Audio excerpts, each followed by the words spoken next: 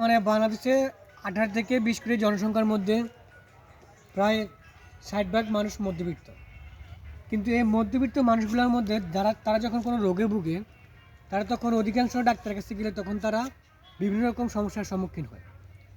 যেমন আমাদের বাংলাদেশে বর্তমানে আপনি যত বড় এমবিবিএস ডাক্তার বলেন আর আপনি নর্মাল কোনো ডাক্তার বলেন, তাদের কাছে যাওয়া মাত্রই তারা আপনাকে বিভিন্ন রকম পরীক্ষা দিয়ে থাকে। এর মধ্যে আপনার অনেক ইম্পর্টেন্ট পরীক্ষা থাকলেও কিন্তু দেখা গেছে আপনার টাকার দিকে তাকিয়ে আপনি তা করতে পারেন না।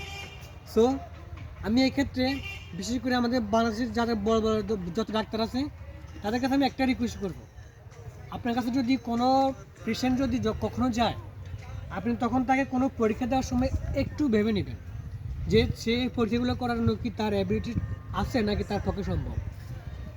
দেখা গেছে আপনার পরীক্ষাগুলোর মধ্যে তার যে ইম্পর্টেন্ট পরীক্ষা সে সেটাও করতে পারতেছে না। আপনাদের কাছে আমি রিকোয়েস্ট করে একটা কথা বলতেছি, আপনারা একটা রুগীকে কখনো উল্টো পাল্টা বেশি কোনো পরীক্ষা দেবেন না।